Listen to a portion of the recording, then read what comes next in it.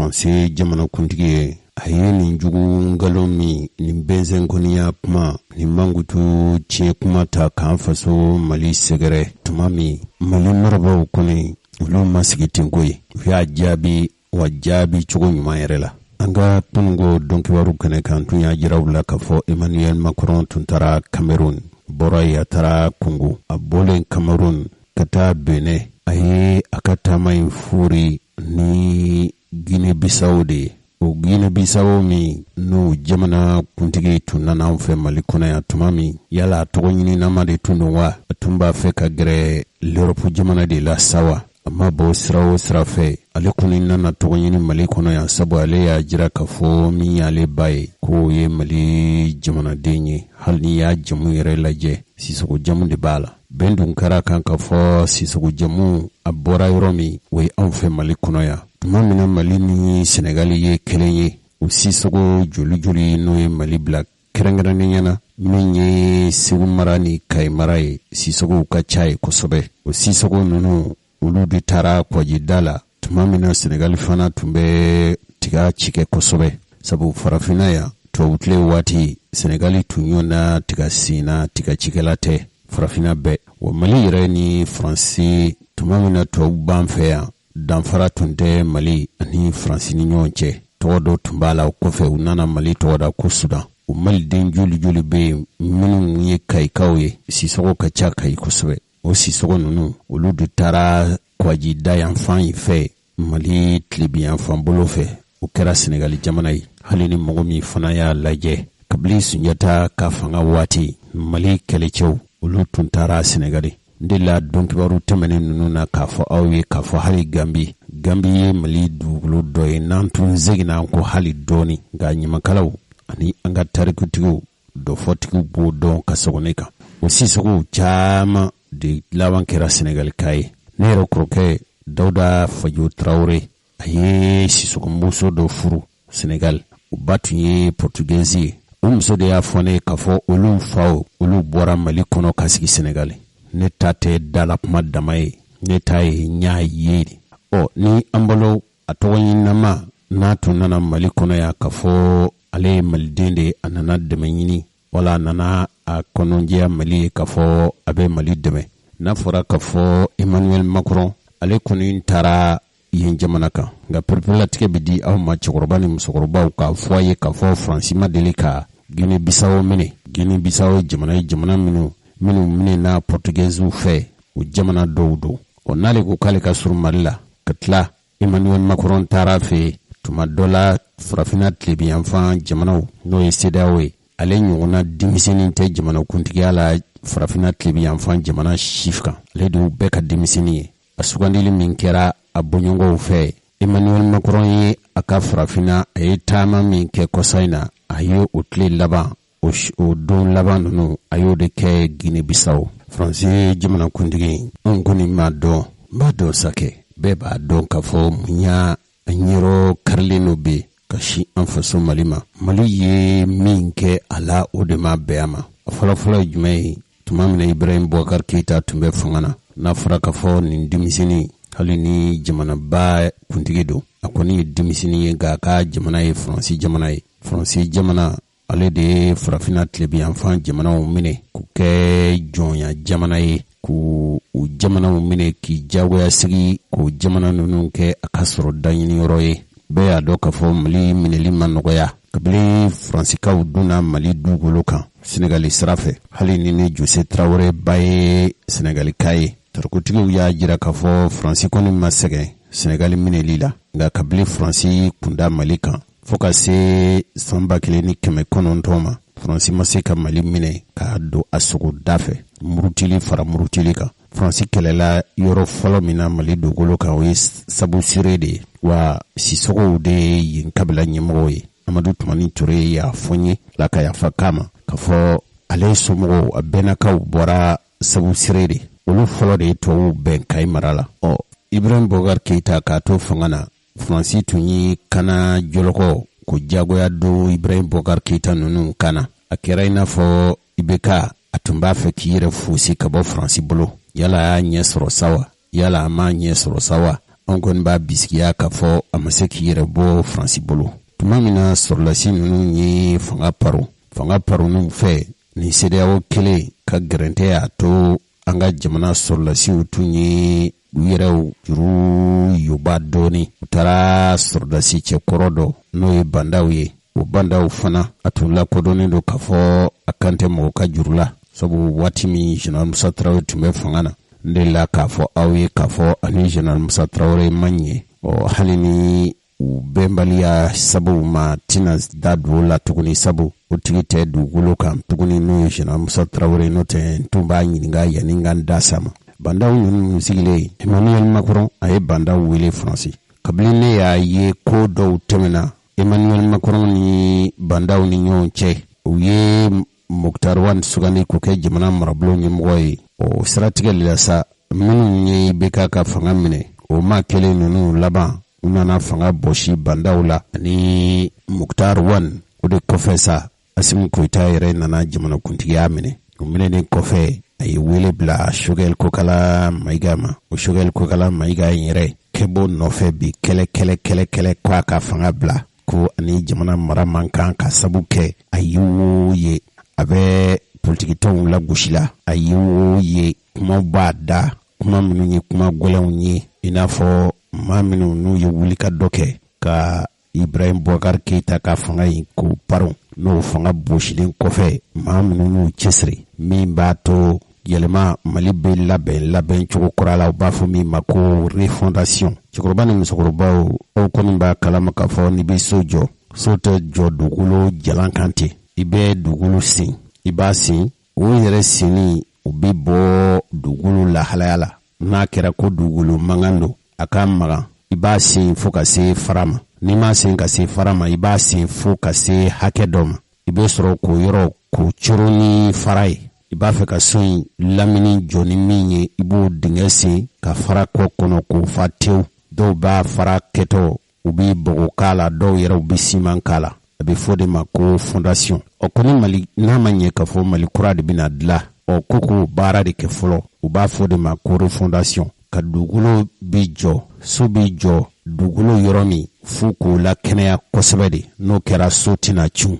O refondation min bɛ sen na dɛ, o kuma minnu fɔra ninnu fɛ o de ka gɛlɛn. Wa an ye kibaruya min sɔrɔ o ye k'a fɔ Choguel Kokala Maïga ko aw minnu ko k'aw b'a fɛ ka Mali kura tu tigɛ, o tu tigɛ tɛ taa wabɔ kɔ. Gunguru ni jiri minnu n'o bɛ i bali k'i ka danni kɛ, dugukolo bɛ se ka buluku cogo min, f'i k'o bɛɛ kɛ, o tɛ taa wa bɔ kɔ. Ko aw minnu ko k'aw b'a fɛ ka Mali wa kura bɔ, o tuma a kana sɔn k'aw fari fa f'aw ka ɲɔgɔn minɛ ka fara ɲɔgɔn kan, min b'a to minnu ye faso in dakolon ci k'a filenkolon ci k'a buruja, olu kana se ka na. Bamanankan in jɛlen don ye, nka an da bɛna so ma. O kuma min fɔra Choguel fɛ, a nana ye k'a fɔ o ma taa maa caman jimi sira fɛ, kɛrɛnkɛrɛnnenya min ye politikimɔgɔw ye. N b'a fɛ ka min fɔ dɔrɔn, Emmanuel Macron ye taali min kɛ farafinna dugu kɔnɔ, a ko Mali maraba ninnu hami foyi tɛ u la, f'u yɛrɛw bɛ se ka cogo fanga na cogo min, fanga in bila k'o kɔnɔ, u t'a fɛ k'a bila, u yɛrɛw bɛ se k'u dili don fanga na cogo min, k'u kolokolo fanga na cogo min, k'o de y'a to k'u kɛmɛ ka wele bila Risila kɛlɛcɛ dɔw ma, Risila kɛlɛcɛ minnu u bɛna kɛlɛ kɛ Mali fa dugukolo kan, ka Mali b'u sara jɛbɔ ngolokan de la, nafolo la. O ko nka ko ninnu nakun tɛ fɛn wɛrɛ ye koyi, nakun ye u bɛ se ka Asimu n'a nɔfɛmɔgɔw bɛ se k'u kolokolo fanga na cogo min. A y'o kuma de fɔ k'a fɔ ko o baara dun n'u bɛ ka kɛ ni Risiw ka kɛlɛcɛw ye, u tɛ taa dakolon cili kɔ koyi. O kɔni kɛlɛ u bɛ ɲɛ sɔrɔ cogo o cogo sa, hali n'u bɛ bɛn jamanadenw ni halakili ma, ko baara de bɛ ka kɛ Mali sɔrɔlasiw ni Risiw fɛ. U yɛrɛw b'a fɔ mɔgɔ minnu ma ko Wagner. O Wagner ni kuna ne faralen don Mali sɔrɔlasiw kan, kɛkun foyi t'a la fo Mali sɔrɔlasiw bɛ se k'u kolokolo fanga na cogo min. Fɛn o fɛn bɛ yen n'u b'o bali o la sa, u kɔni u b'o kɛ piyan, u b'o sɛbɛkɔrɔ kɛ, u nana wolo ni fɛn minnu ye n'olu yɛrɛ ka jateminɛ bɔra kan. Diɲɛ tɔnba n'o ye Nations Unies ye, k'olu ka sɛgɛsɛgɛlikɛlaw yɛrɛ ye o sɛgɛsɛgɛli sɛbɛnw bɔ koyi, k'a fɔ k'o fali jugu ninnu k'u tan bɛ ka fulaw de sɛgɛrɛ. A ye nin kuma nin fɔ nanzarakan na, hakili la k'a fɔ kunungo an tun y'a lajɛ k'a bayɛlɛma. Nɛgɛ karafetigi don kibaru baara bi kɛ maa fila fɛ fɔlɔfɔlɔ Rajal ka kuma fan dɔgɔyalen don kosɛbɛ fo ni sɛgɛn kɛra don min wala ni ɲɔ cayara wugu la wele bɛ bila ale ma n'o tɛ dɔnkibaru in bɛ labɛn radio bɛn kuma na Rajal ani Danbele de fɛ aw ɲɛ bɛ nin baara in labɛn cogo ɲuman na f'a lamɛnli ka di tulo la laseliw u sigi bɛ ɲɔgɔn kan ni sigidenw ye kumaw nunjuru donnen don i n'a fɔ kɔlɔsi bɛ cun cogo min minnu bɛ ka nin baara ɲuman kɛ nin ye nin cɛ fila de o tuma nɛgɛ ni karafe sukɔlɛtigiw a ti na ni Emmanuel Macron ka kuma ye an ka lajɛ k'a ba yɛlɛma tuguni cɛkɔrɔba ni musokɔrɔbaw bɛ se ka faamuyali kɛ cogo min hali Mali marabaw fana ye jaabi min di Emmanuel Macron ka juguya kuma min dabɔra Mali marabaw kɔni ko k'a dabɔra Mali mankutu tiɲɛni kama n'a kɔni sɔnna ka nin kuma fɔ o tuma jaabi b'olu fɛ an t'a lajɛ an ka o lase sa wa bisimila. Bonne chose pour le peuple malien qu'une junte ait pris le pouvoir. On tɛ se ka nin ko in kɛ ko ɲuman ye ka fɔ mɔgɔ minnu n'o ye finitigiw ye kana fanga paro. Peuple malien qu'une junte ait pris le pouvoir sur la base d'un coup d'État. Mali kɔnɔ finitigiw ka fanga paro ni fanga paro wale dɔ ye. Et c'est, je crois, la fonction première de la CEDEAO à cet égard. Ni hakili la ka fɔ CEDEAO ka cɛsiri wale fɔlɔfɔlɔ dɔw ye fɛn min ye. Deuxièmement, que la CEDEAO puisse ainsi bâtir le cadre de stabilité qui... CEDEAO mu ka dabali ni fɛɛrɛ tigɛ min ye basigi fanga basigili ye CEDEAO jamanaw kɔnɔ. Au-delà de ce retour de la souveraineté populaire... min b'a to fanga bi segin halala yasira olu fɛ. Permettre de lutter efficacement contre les groupes terroristes puisque... ka papalikɛla ninnu kɛlɛcogo ɲuman na. Force est de constater que les choix faits par a wajibiyara bi ka kɔlɔsi ka fɔ la junte malienne aujourd'hui et min ye Mali fanga paronbaw ye sɔrɔlasi ninnu kɔni sa complicité de fait avec la milice Wagner. U ni Wagner n'o ye Risiw ka kɛlɛbolo minnu bɛ taa wali jamanaw kɔnɔ u bi fara i kan ka kɛlɛ kɛ i b'u sara n'o ye Risiw ka kɛlɛbolo Wagner ye. Sont particulièrement inefficaces pour lutter contre le terrorisme. Ça n'est d'ailleurs plus leur objectif. Et c'est ce qui a présidé à notre choix de quitter le sol malien.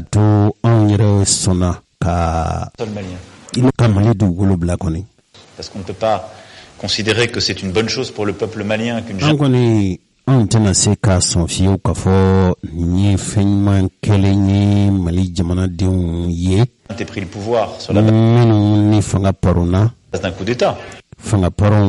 firi min sɔrɔla fanga paroni fɛ. Et c'est, je crois, la fonction première de la CEDEAO à cet égard. Ne hakili la k'a fɔ CEDEAO ka baara kolo gɛlɛnw ka baara fɔlɔfɔlɔ dɔ ye jumɛn ye. Deuxièmement, que la CEDEAO puisse ainsi bâtir le cadre de stabilité. CEDEAO o bɛ se ka dabali ni fɛɛrɛ tigɛ cogo min fanga basigili a bɛ se ka lawaleya cogo min. Et qui, au-delà de ce retour de la souveraineté populaire, min b'a to fanga bi segin n'o ye halala fangaw ye. Permettre de lutter efficacement contre les groupes terroristes. Min bɛ se ka kɛ dalu ni sabu ye ka fɔlikɛla ninnu kɛlɛ. Que force est de constater que les choix faits par la junte malienne aujourd'hui et sa complicité. Nin nana ye ka fɔ Mali marabaw ye fanga paronnaw ye sugandili minnu kɛ ka don janfa la ni kulu ye. Sa complicité de fait avec la milice Wagner. N'o ye Wagner kɛlɛbolo Wagner ye ka janfa dɔ labɛn ka bɛn ko dɔw la ni Wagner. Sont particulièrement inefficaces pour lutter. A ye ka fɔ nafa t'a ko la. Contre le terrorisme, ça n'est babalikɛlaw kɛlɛli kɔni dabali ɲuman t'o ye fiyewu. D'ailleurs plus leur objectif. O tɛ u ka laɲini yɛrɛ ye ko ye ni Wagner kɛlɛcɛw nali Mali dugukolo kan u ka laɲini tɛ babalikɛlaw kɛlɛli ye ko ye. C'est ce qui a présidé à notre choix de quitter le sol. O de y'a to anw sɔnna ka Mali dugukolo bila. Nous avons aussi partagé nos inquiétudes sur l'amplification des violences contre les populations civiles au Sahel. Ne ni président Umaru Ambalo an jɛra k'an ka haminakow fɔ farafina tilebiyanfan jamanadenw ka ni halaki wale minnu bɛ ka kɛ. Plus largement maintenant dans toute la sous-région, et en particulier des exactions commises par les éléments mercenaires. Kɛrɛnkɛrɛnniyala minnu bɛ yen n'u bɛ wari minɛ ka kɛlɛ k'i tɔgɔ la olu bɛ ka dansogo wale minnu ta ka farafina tilebiyanfan jamanadenw sɛgɛrɛ. Déployés au Mali. Ni u ka kɛlɛbolo bɛ Mali kɔnɔ. et dont les agissements sont désormais documentés par les rapports des Nations Unies. Wagner,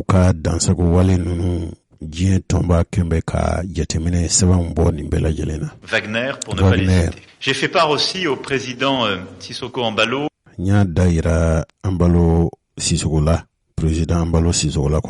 de l'alarme de la France et de ses partenaires face à ce qui s'apparente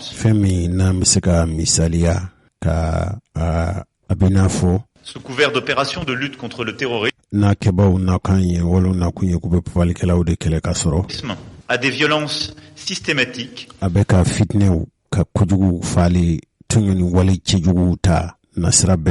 ciblant les populations peules. Nous avons partagé l'urgence d'enrayer cet engrenage qui pourrait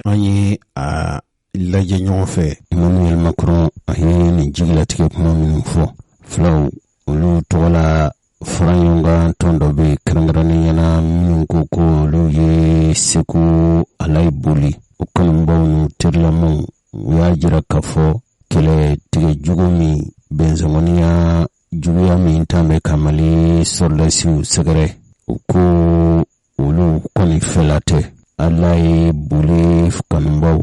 ko flaw beka ke burkoni tamashi firke bawni brisa bawfe ulu be hakile jigin ka fomi mali marabaw mali kana ni mali la kana baw ulu ka tombe ajigiya koro o ka foko ni popali kelaw ulu te moye ute kabila kele moye kabila kote sha kote dina kote nintonya jira ka fo franciro jamana kuntigi aye fitne kuma de fo sabu Emmanuel Macron kuma min fo ubina ni farafrali de mali kabilaw ani Malaysia ni nyonje beka ke ire ni makaranke bayeti wani femi atibe ni kumaka ni Emmanuel Macron ka kumaka ye ni ngoni dabali kurade tikele ya ujaw ni nazara fe ubise ka jamana de ni nyana sudu Emmanuel Macron ate mali la dambe don ate mali shaw don konsiro chefoni kambe ani kineya mimbe mali kono akado ka fo mali kabila shia ko ma bise ka fo niasi kasiro dola kabila ko bi bwala oko kelemi beke ke mali surratu fe kwa nyishinin do flaude kelelima jimana dembela jile beka gushi papali kelan numfe siku alay boli akanumbaw ko mali solasiu beka bara minunke ni kodoni famia ye papali kelaw kelelila o bara beka ke ulufe ni shia wulumba tala fiu ni faraje ni farafinye ga ko mali beka hadmadiya hakew matrafade ni halakili minnu bɛ se ka ni coroni baara minnu bɛ se ka kɛ an bɛ se ka dansigi k'a la cogo min cɛkɔrɔba ni musokɔrɔbaw an ma Emmanuel Macron ka jigilatigɛ kuma in mɛn mankutu tiɲɛ kuma lagosili k'a fɔ ko mali soldasiw u ni Wagner ma fara ɲɔgɔn kɔ Wagner ko kuma faransi ka kuma de don Wagner ye risila kɛlɛcɛ dɔw de ye maa o maa ni saraw ka jamana kan ni kɔni y'a f'u ye k'u k'i dɛmɛ u b'i dɛmɛ musaka de i b'o saraw ye i bɛ nafolo de saraw ye ni y'o nafolo saraw ye sa wa ko o soldasiw nakun tɛ papalikɛlaw kɛlɛli ye ko ye k'u nakun ye u bɛ se ka mali soldasiw dɛmɛ cogo min u bɛ se k'u kolokolo fanga na an yɛrɛw ka minisiri min sigilen don an ka jamana marabaw ka dantigɛli u ka ɲɛfɔli n'o ye colonel Abdoulaye Mayiga ye ale bɔra ka laseli kɛ faso tɔgɔ la cɛkɔrɔba ni musokɔrɔbaw n bɛ pereperilatigɛ di aw ma k'a fɔ colonel Abdoulaye Mayiga ye mali marabaw ka dantigɛlikɛla ye Emmanuel Macron ye nin mankutu tiɲɛ kuma ko mali soldasiw ni Wagner farala ɲɔgɔn kan k'u bɛ ka fulaw silatunu faga mali marabaw ye jaabi min sɔrɔ an ka colonel Abdoulaye Mayiga an k'ale lamɛn bisimila dabali ni fɛrɛtigɛba bisimila. Merci infiniment. malidenw an bɛ aw fo minnu ye kɛnɛ duman nga dantigɛli kɛ faso marabaw tɔgɔ la nga foli bɛ aw fana ye. Au nom de nos plus hautes autorités, an ka jamana fanga kuntigiw a baw bɛɛ tɔgɔ la j'ai l'insigne honneur de donner ne bonye daran kan nga dantigeli kɛ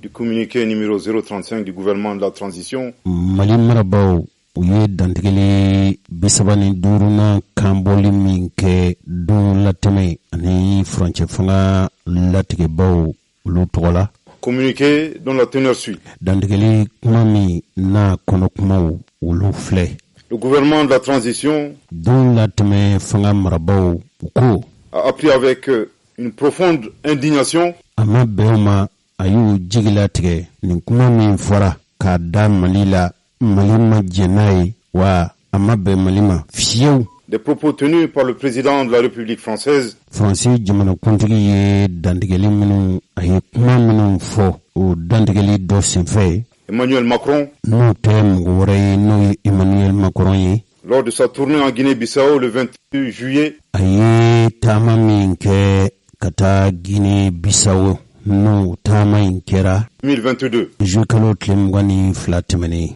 En effet, au cours de sa conférence de presse, ani kunnafonilasilaw ka barosigi dɔ senfɛ le chef de l'État français Faransi jamanakuntigi a réitéré des accusations erronées.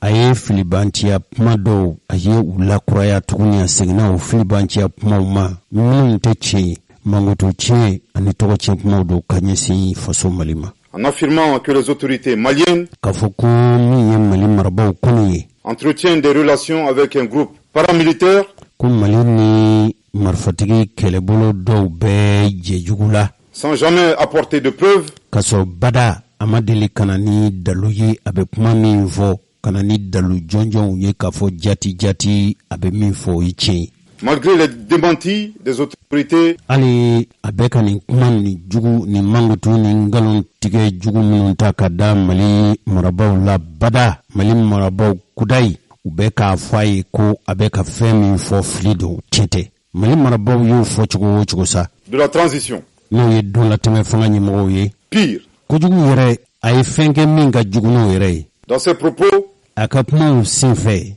a ka laseliw senfɛ il a évoqué l'exercice de la violence par les autorités maliennes. Ko baara wɛrɛ tɛ Mali marabaw la ka tunu jugu sago wale cɛjugu. Il a évoqué l'exercice de la violence par les autorités maliennes. Mali marabaw baara wɛrɛ tɛ u la fitinɛ tali ka kojugu k'olu ta. Ciblant une ethnie. K'a fɔ ko Mali marabaw Mali sɔrɔdasiw bɛɛ ko kɛlɛ jugu n'u wale jugu ta ka kabila dɔ sɛgɛrɛ Mali kɔnɔ. Spécifique. Kɛrɛnkɛrɛnnen ɲɛna kɔni. Notre nation. Anw faso Mali. Le gouvernement de la transition condamne avec la dernière rigueur. Mali marabaw don latɛmɛ fanga ɲɛmɔgɔw ko a ye kuma min fɔ a ma bɛn olu ma u hakilina tɛ wa tiɲɛ yɛrɛ tɛ koyi. A ye jugu kuma de fɔ nin ye mangutu tiɲɛ de nin ye lagosili de nin ye tɔgɔ tiɲɛ de tɔgɔ tiɲɛ min n'a y'a dabɔ a kama a ka kuma b'o de yira.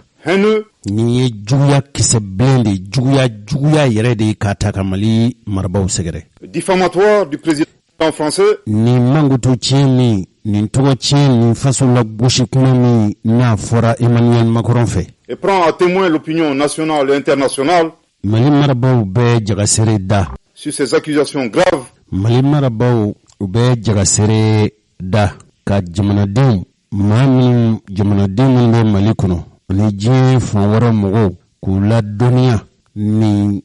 jalaki kuma dalundanw nin mangutu tiɲɛ ngalon minnu n'a bɛ lagosi se Mali ma. Sur ces accusations graves. Nin jalaki kuma jugu ninnu. Sont de nature. Ni a bɛ se ka kɛ sabu ye. A suscité la haine ethnique. Ka kabilaw ka juguya don ka bɛnsɛnkɔniya don Mali kabilaw ni ɲɔgɔn cɛ. Et a porté atteinte au vivre ensemble, à la cohésion. Bɛnsigi kunsigila ni bɛnsigi cogo ɲuman min bɛ Malidenw ni ɲɔgɔn cɛ ko u lagosi o bɛ se ka tiɲɛ cogo min kunsigila ni kɛnɛya sigila min bɛ Malidenw ni ɲɔgɔn cɛ a bɛ se ka na ni kuma jugu minnu bɛ dankari o la. Ainsi qu'à l'harmonie entre les Maliens. Malidenw yɛrɛw ni bɛn min bɛ Malidenw ni ɲɔgɔn cɛ kɛnɛya min bɛ Malidenw ni ɲɔgɔn cɛ koto ɲɔgɔn tala min bɛ Malidenw ni ɲɔgɔn cɛ kun sigiyɔrɔ min bɛ Malidenw ni ɲɔgɔn cɛ a b'a fɛ k'o de lagosi k'o tiɲɛ. Il est important que le président Macron. Fo fɛn min nafa ka bon Macron yɛrɛ fɛ se remémore constamment le rôle négatif aki hakili jiginde aka tashi ka miri chini wale jugu min kera France fait et la responsabilité de la France France no wale jugu min ni sigata la fiu dans le génocide des Tutsis au Rwanda. Rwanda jamana den ni nyonche ni halaki ni faga jugu min kera jamana den kun ufuruba nimbo min kera Tutsi la Rwanda jamanaka. Un événement qui attriste encore toute l'humanité. Ni wale chejugu inkembe ka jigi waro jigila tige ani ji bela bo ni jigila tige wale mi ji bela bo koni. À ce sujet et de manière prémonitoire, stratégie de l'assa que jaga serili kuma fo fasofe. Après avoir décelé le dessein des autorités françaises, tumamina mali ba akana kunyana ka fo malita kalama ngania jugu mimbu kono janfa mimbu kono koni no français jamana kuntigo jamana marabawe d'entretenir la haine ethnique, kaseka benzengonia antinyon fe kabila ni nyon chef woyoni fonyongo ukalenyi udi au Mali,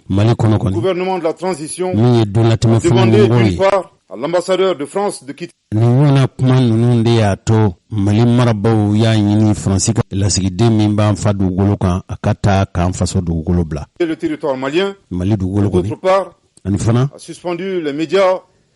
Ko Fransik kuna foni la si bunda sumu ntumba mfa dugolo kan. France 24. No France 24 ye. Et Radio France Internationale. Ani Radio France Internationale utawa de ko RFI. Se comportant comme la radio des 1000 collines. Ulu kera fitne radio ye. Rwanda nyona minbe na before radio ma ko 1000 collines. France 24 ani RFI tumbo baraw de ke anfa dugolo kaya. Public du Mali. Mali kono koni. Aussi. Ola. Ces propos subversifs du président. Ni fitne kuma ni woyo layini kulukululi kuma kera français jamana kuntigi fe. En français. France. Donne raison au gouvernement de la transition. Nimbe daluye dalimi mba jira kafo Mali marabaw ye ke français la sigidena uka jafle bonaso no ye France 24 ye aluka radio so no ye RFI gwani minkera kabo anfa dugolo kan France jamana kuntigi ye ni mi fokosaina ni mbena je dalu mi ya to waka jodi Mali marabaw ma uye nunu geni minuke kamali dugolo bla. Gouvernement de la transition. Mi donatime fanga nyimo yisa. Qui à juste titre utumbu jofe koi wauna keli tungaka à la coopération en matière de défense ka ye ka fo Mali ani France magan ka je ka lakana fere ni dabali ka bengo dola Mali ni France che kana ni lakana kola ja Mali jo tumbala wa Mali jo rebala koi avec la France no France les résultats insatisfaisants ayera ka fo kabli France ban fa dugulu kan fo ka se kosaino an hakli tumbe nafa munna nafa masura la fieu dans la lutte contre le terrorisme au Mali.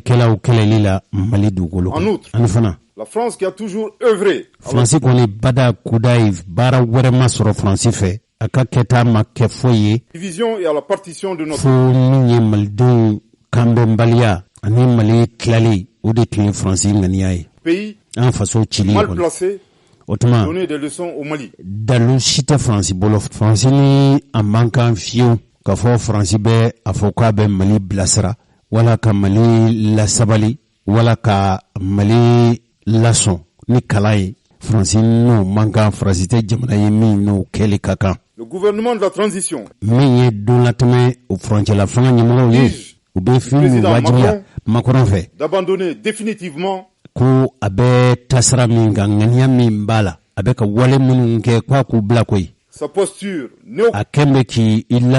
laben chugo mununa abe mi sena kwa ka dabla colonial maraba juguya ngania ni uke wale mimba bolo kwa ka bojo paternaliste ka kaina fo on fasoye ale dingore ale tan mine foi la fona kera kechuya mimbe deni fache wala deni masache utan ni France chefio condescendante wani ngani juguya de ka kaina fo fache mi ale bon waleya oteche koi pour comprendre que nul ne peut aimer le Mali mieux que le Malien aka famu yala ma be mi misega Mali fe ka ke Mali fe ka Mali kanu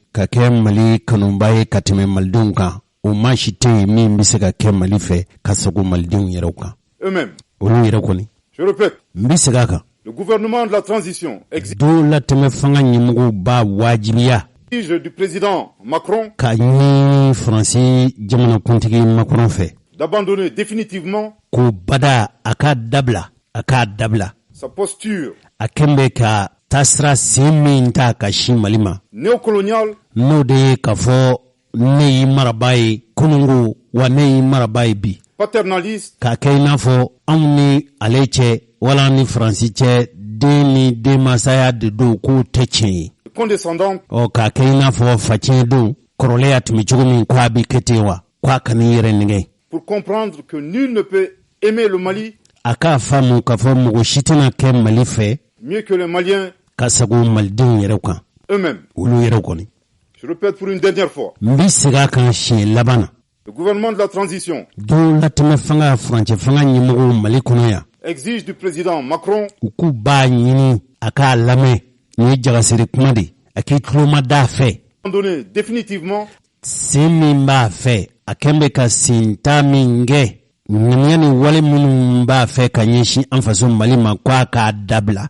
dabla peu sa posture néocoloniale no de ka kaina fo ulu ya marabaw ye kunungo wa amaralibu kono kwa ko bla paternaliste ka kaina fo on ni Fransi che Mali ni Fransi che we deni amasaya de ye ka Fransi ke on masaye no de ba kono kwa ko bwa kono koi ko tinye et condescendante wa ka kaina fo fanchiendo ale moke u ya mara ulu Fransi bidum ba mara no de ba kono kwa ko bla pour comprendre que nul ne peut aimer le Mali aka famu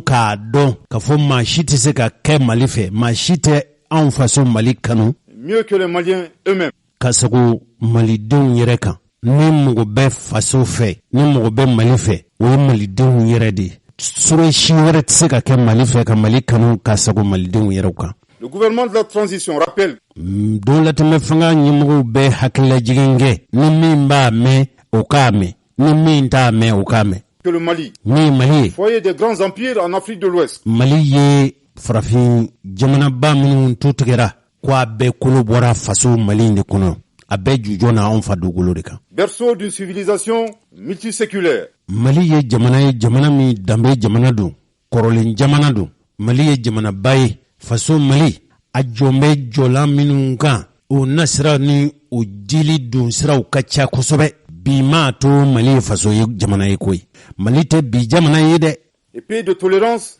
Mali ye an ka kun sigi la an ka kun mɔgɔya la hali n'an tɛ diinɛ kelen na an na bɛɛ fasoko la Mali y'o faso de ye repose sur sa diversité wa Mali tɛ kabila kelen jamana ye Mali denw suguw ka ca u ka danbew ka ca u ka siyaw ka ca u ka kabilaw ka ca o faso de ye Mali ye ethno-culturelle, donko ni seko ani kabila caman de ye Mali in sigi la bonne cohésion sociale, yan de Mali kɔnɔ an kunna sigi la an kɛra sigiɲɔgɔn ye an kɛra faso kelen mɔgɔw ye u b'anw de fɛ Mali kɔnɔ yan entre toutes les ethnies kabilaw bɛɛ ni ɲɔgɔn cɛ faso Mali dugukolo kan et les communautés qui le composent. kabila o kabila n'o bɛ Mali kɔnɔ yan ninnu bɛɛ y'a dɔn k'a fɔ u ye faso kelen jamanadenw ye. Force est de reconnaître que ces dernières années,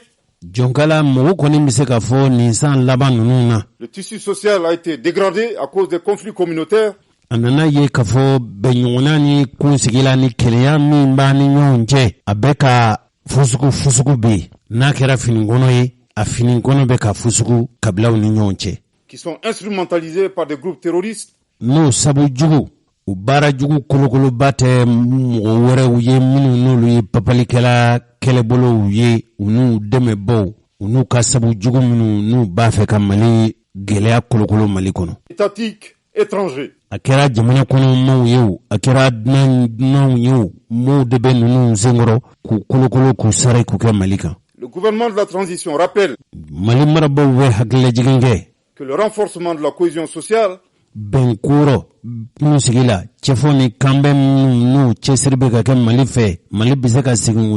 o taabolo n'o taasiraw kan cogo min demeure l'un de ses objectifs prioritaires Mali marabaw ka laɲiniw ka kɔnɔgan ko fɔlɔfɔlɔ ye o dɔ de ye bi non négociables. o kɔni ɲɛjugu fara ɲɛɲuman kan Mali marabaw b'u kɛlɛ de la wa u b'a ɲɛ sɔrɔ et ne ménagera aucun effort wa fɛn n'o bɛ se ka kɛ sabu ye Mali ka segin a danbe ni a taacogo a n'a maracogo a n'a sigicogo kun sigirɔ cɛfɔ ni kanbɛ an ka kɛ kelen ye fasoko la fɛn b'a to u bi sabati u mana kɛ fɛn ye sa Mali kɛn bɛ k'i kɔ daw la wa Mali b'a ɲɛ sɔrɔ. Pour réussir cette mission, min b'a to u ɲɛ bɛ se ka sɔrɔ faso fɛ cogo min. Il convient enfin de rappeler avec force fo kuma yanni ka kuma in bila n bɛ hakililajigin kɛ lakurayali cogo la ni nimaya ye que nos vaillantes forces de défense Mali kɛlɛcɛw minnu n'o ye jamana kumabɔli kɛlɛcɛw ye et de sécurité ani kana ani faso lakana ni lakanabaw qui sont multiethniques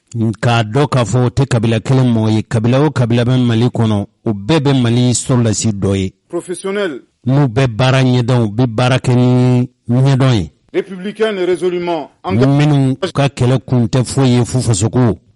demeure un rempart a kana kɛ mɔgɔ ɲɛna k'a fɔ mɔgɔ bɛ se k'u kɛlɛcɛ ninnu kɛn bɛ k'u jɔ tata la u kɛn bɛ k'u jɔ ka banamini kɛ ka Mali kanani min kɛ ko maa bɛ se k'o banamini kari ka tɛmɛ wa k'u ka bɔ u bɛ maa minnu hakili la u ka bɔ o hakili la. pour la défense de la patrie faso bɛ se ka kisi ka kumabɔ cogo min o ye Mali kɛlɛcɛw u kalikan ye. la préservation et la protection de l'ensemble Mali tɛmɛni Mali kisili faso kuru kara bɛɛ de nos concitoyens Maliden kelen-kelenna bɛ se ka lakana cogo min k'u sigiyɔrɔ lakana dans leur diversité ethnique wa nin ye Mali kabila bɛɛ ka hamina ko de ye nin ye Mali kabilaw bɛɛ kalikan de ye et religieuse. hali diinɛ siraw fɛ. Que Dieu bénisse le Mali Ala ka duga Mali ye et protège les Maliens. ka Malidenw kisi k'u lakana nin kɛra Bamakɔ Bamako le 31 juillet juillet kalo tile 31 2022. Merci de ma san 2022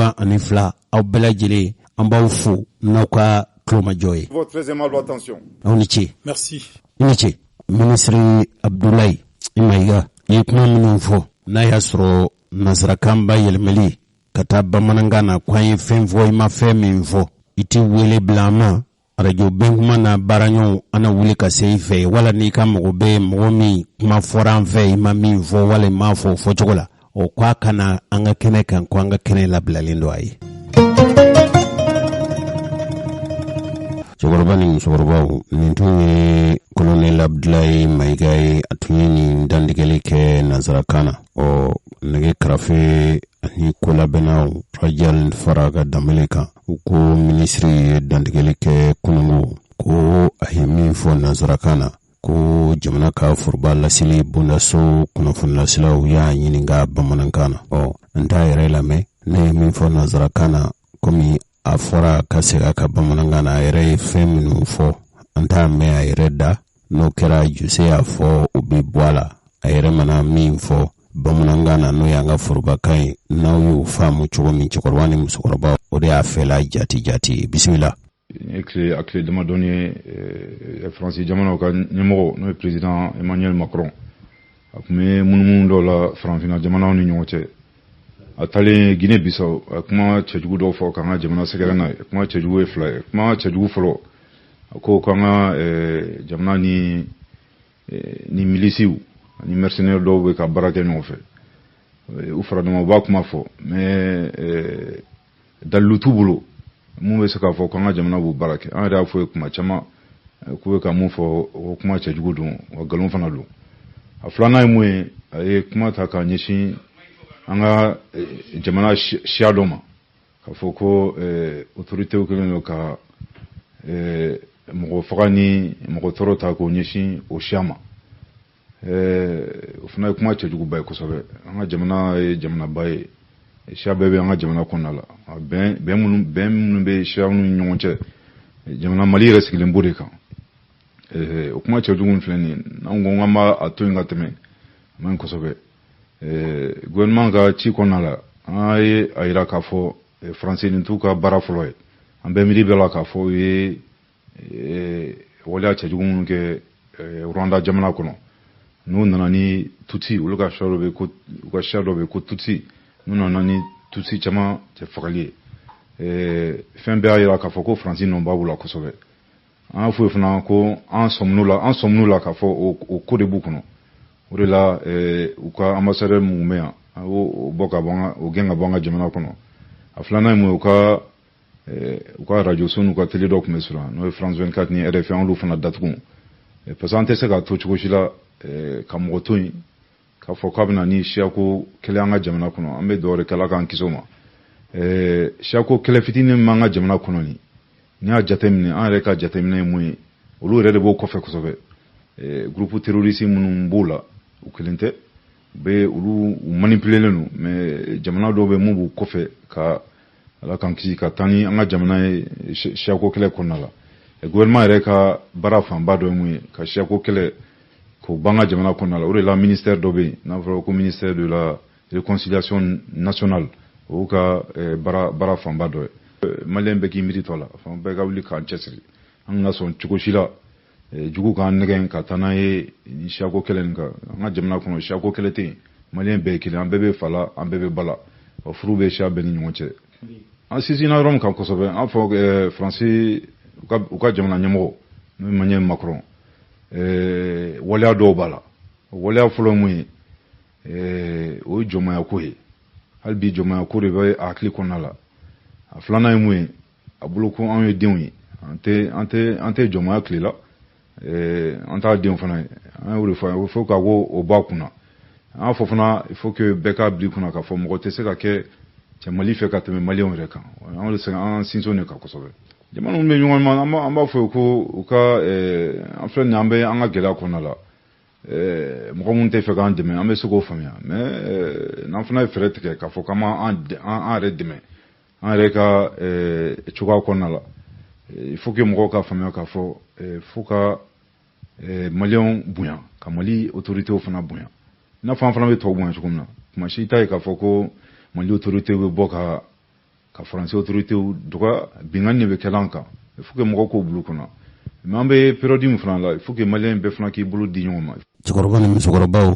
dimisin be no be famnya nyini no tate tanyini no ka kele kunde itirunga boy nganzigi wala fibo dadi yerema nga sekandia mali marba kumin ka kuma be jujon ni femi abi fori ni femi akana ke francien na ka fo mali ya ka digidende ale mali ka karamoy akanga mali kalan chugomi abe mali kalan chugola ko franci ko bo hakili la pe aka do ka fo anyi jamana mi ami kuna yere ayi se kan yere kungu nyana bo ni marba jugute mali bisika wasana yere chikoroba ni mushikoroba ni du misem kono mali kono ni jamana kokan au koni mba jona sabu kuma chale achikoro kuma chara kosobe kabli jouer kalo timani kletan no jouer kalo kletan kodwari solla sido chuna fadu goloka nana chum mali du goloka amake ni solla siche binani kono tononu ublali kokuma nu minena Bamako pangul jigi zola biseka labla ka jamana fulani nyonche ningo biseka banchugo nyuma mina anana ye kafo lumi ni uye togo fabai ko kuma nyonya utumbe anfaso ni korwari jamana ni nyonche ayera kafo nyema sorala sabu chidi minu noye mali chidi unye ni korwari chidi unku bora lumi no yitugo fabai alamsa temene kasoro umase ka nyogon taye ka be fola mimbato ni mabiduru ni kononto no korwar surdasi bina ni kononto minena ka foko nunu nambe uyera ni fere abe fomi mako mercenaria akera ni misaye sabo akera inafo korwari kama minele nunu ulablali sabe mimbe nabi foma ko l'indépendant ou sur la féminin ou kafo malire amara ba korodo no yibika ka fanga nyimo do ye do ya jira kafo ko olukembe kata udaga sigi Côte d'Ivoire ubuto Côte d'Ivoire jamana kan kala gushili kuma se malima ko malifana kan la nyini do sur la ofe sabe mimbe nabi foma ko l'indépendant ko kuma nyonya minu halinu masigi kelenka akera ambe bina dugu kelen kono min ba fe ka chefoni kambe kan nyonche abitan be nyininka kelen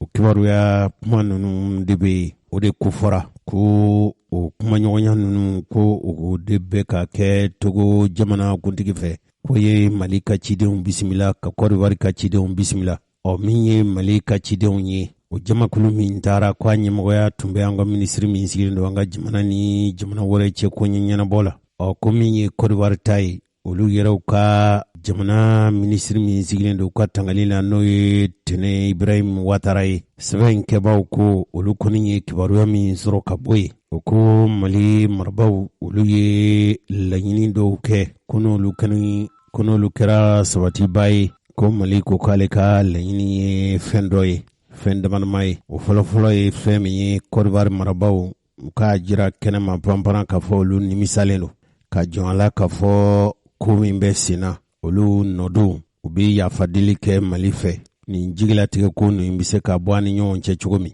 wa ko Côte d'Ivoire ka layidu ta k'a fɔ bada don nata ninnu na bita kɔ bita ɲɛ ko u b'u cɛsiri cogo bɛɛ lajɛlen na ka cɛ fɔ bɛnɲɔgɔnya ni karama k'o lawaleya jamana fila ni ɲɔgɔn cɛ ko Côte d'Ivoire ka sɔn a ma k'a fɔ Mali ye yɛrɛmahɔrɔnya jamana de wa o la o yɛrɛmahɔrɔnya lawaleyali ko Côte d'Ivoire ka layidu ta k'a fɔ a bɛ o lawaleya wa ka layidu ta k'a fɔ n'a ma ɲɛ k'a fɔ a b'a ka sɔrɔlasiw bila ka na Mali dugukolo kan o tɛ taa labɛn minnu kɔ o tɛ taa diɲɛ minnu kɔ o tɛ taa ɲɔgɔn faamu minnu kɔ Mali dugukolo kan Côte d'Ivoire ka layidu ta k'a fɔ a n'o waleya bita kɔ bita ɲɛ ɲɔgɔn faamubaliya bɛ fɛn min na hali n'a y'a sɔrɔ k'a fɔ jamana marabaw wala faamaw fɛ ma bɔ yen nin kɔni ye sɛgɛsɛgɛlikɛlaw ka kuma ye olu y'a jira k'a fɔ Côte d'Ivoire ka sɔn k'a fɔ maliden minnu n'u bolila k'u faso bila ka taa kolokolo Côte d'Ivoire ka diɲɛ k'a fɔ ni Mali kɔni ye olu nɔminɛli waleya boloda ko Côte d'Ivoire bi sɔn ka o maa minɛlen ninnu k'u di faso Mali ma o mɔgɔw tɛ mɔgɔ wɛrɛ ye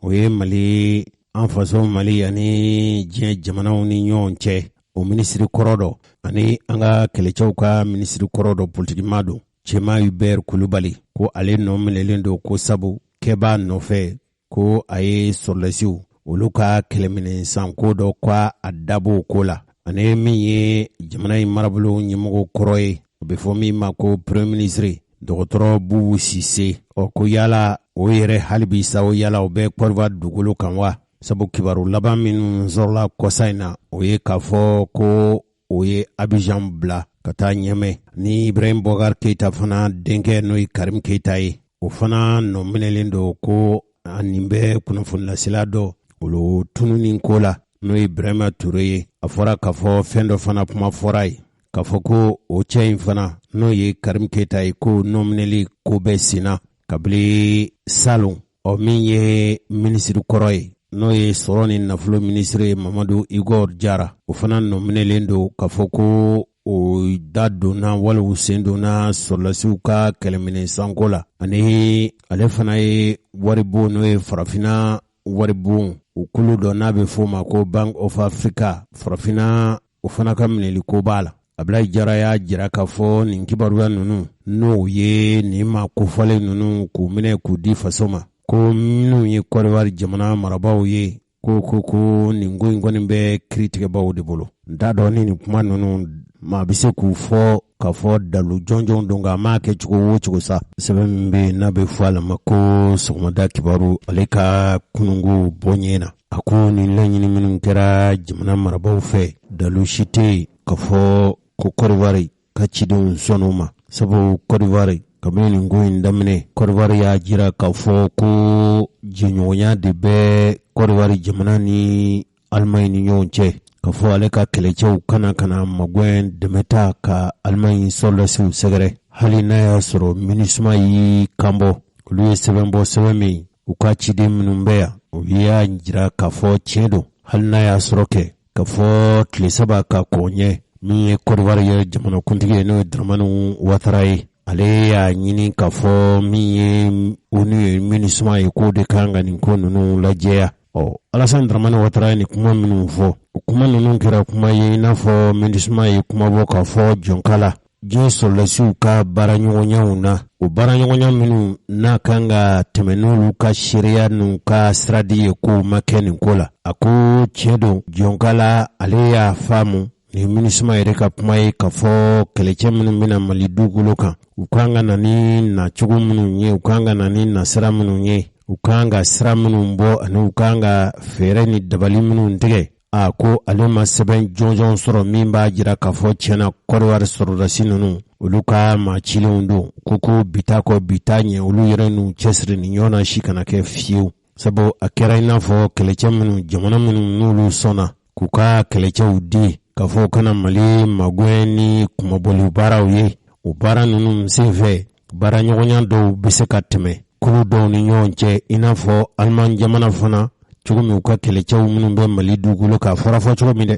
k'olu nakun ye k'u bɛna se ka Aliman jamana ka sɔrɔdasi ninnu ka na u dɛmɛ u ka baaraw la a ko olu tɛ seere ye k'a fɔ ko jɛɲɔgɔnya bɛ Aliman jamana ani kɔdiwari sɔrɔdasiw ni ɲɔgɔn cɛ a ka tɛmɛ n'ale ka sira ye wala ale ka sira di wala ka bɔ a kalama ko ale to joona fiyewu o ka sɔrɔ kɔdiwari yɛrɛ jamanakuntigi kɔdiwari jamana faamaw olu y'a jira k'a fɔ olu nakun tan tɛ Mali dugukolo kan k'olu nana ni sira min ye k'o ye diɲɛ sɔrɔdasiw yɛrɛw ka siraw de ye bɛnkan de bɛ olu ni Aliman jamana dɔ wa o yɛrɛ tɛ ko cakɛbondaso dɔ bɛ yen a bɛ fɔ min ma ko Société Sahel Aviation Service n'o ye SAS ye k'a fɔ ko o de ye kɔdiwari sɔrɔdasi ninnu ta u kana magɛnw ta ka Aliman ka sɔrɔdasi ninnu sɛgɛrɛ k'o de kɛra sabu ye k'o sɔrɔdasi ninnu u nana Mali dugukolo kan nka Mali yɛrɛ y'a jira k'a fɔ don kelen da kelen ale t'a joona kɔdiwari sɔrɔdasi ninnu cunna Mali kɔnɔ bisigi ni siga dɔw yɛrɛ y'a jira k'a fɔ ko nin sɔrɔdasi ninnu tun nakun ye Asimu Goyita ka fanga in firilen ŋaniya de hali bi o kuma dɔw bɛ sen na nka ma bɔ sira o sira fɛ o kumaɲɔgɔnya minnu taara sigi Togo faaba la n'o ye Lome ye Mali ka ciden minnu taara u ni kɔdiwari ka cidenw kɔni ma sigi kɛnɛ kelen kan nka bɛɛ lamɛnna i ta fan bɛɛ y'i fɛ la fɔ ko Mali ni kɔdiwari ko ma bɛn fɔla fiyewu.